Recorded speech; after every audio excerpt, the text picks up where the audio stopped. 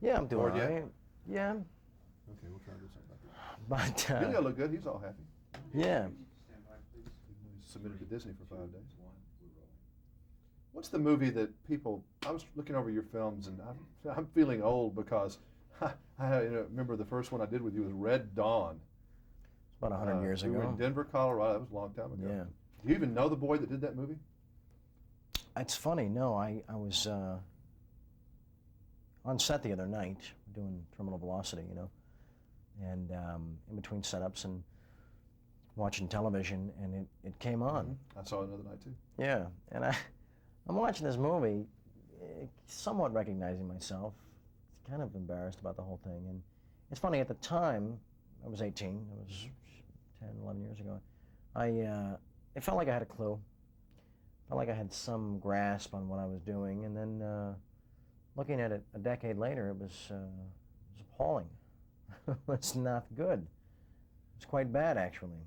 Yes, it's strange to watch yourself age before a camera somewhere. It's one thing seeing a snapshot, but to watch you in acting must be really weird. It's very strange. Am I going to look back at 38 on my work as a 28-year-old and say, I thought I had a clue, I thought I had it together? But see, Powers Booth in that movie looks the same to me. He does. He's good in the movie, though. He was good. But he was a seasoned pro at that point. But Swayze and all these other people look so, you and everybody looks so young. Tommy Howell. The girls. Yeah. Oh, it was wild. What movie do people stop you in the airport and say they know? Well, I think I've done 2 films. 2 movies. Which 2? Platoon and Wall Street. Really? I've done 2 movies. That's it. That's all they want to talk about. No, I get compliments on the first Major League, and then when I tell them that there's a sequel coming out, they seem to get excited about that, which is a good sign. A lot of people liked a little cameo I did in Ferris Bueller, that seemed like 100 years ago. Yeah. That's one I look back on and I'm not embarrassed about, though. I'm not trying to ring my own dinner bell here, but, as a draw a comparison there, that one doesn't reek of absolute foolishness. Well, Wall Street kind of changed the whole thing for you, didn't it? Put you on another level. I guess people took you a little more seriously and everything because of that? I think so, yeah. I just didn't make necessarily the best career moves after that. I was very tired. I felt a lot of pressure from the business and my peers. I did a few films that weren't lead roles, that didn't require carrying a picture. And I used that as an excuse, and I didn't feel like carrying a film. I probably should have, but I didn't. And I liked your work a lot with Eastwood in The Rookie. I had that movie at home. I've watched it a couple times. Have you really? Yeah. Yeah, I like that movie. I wish more people felt the same. Thank you. It was, Did you like it? Was it fun? It had to be. It was great. If I was an actor, just to be able to spend that the time with him would have been a thrill for me. I would have cared unless they paid me. All worth it for that. Yeah, he's terrific. The guy, he's an institution. But he's always escaping his image. Yeah. He's trying to show people that he's other things and can do other things. But he does that Clint thing so well. To be right there with it, for 3 months was quite a thrill. Is he a hero, would you say? Yeah. Who are these people in the business that you really think are cool, that you say, okay, he's doing the right thing, he's doing the right thing. I'd like to somehow do that someday. Pacino. Have a Pacino-type career, but you can't because Pacino's already had that career. There's only one of him, thank God. But no, he's one of my idols as an actor. My dad, somebody I've looked up to for years and learned a lot from creatively, emotionally. I've never seen him do anything bad. I'm sure he has. I haven't either. But I wouldn't know what it was. I haven't either, no.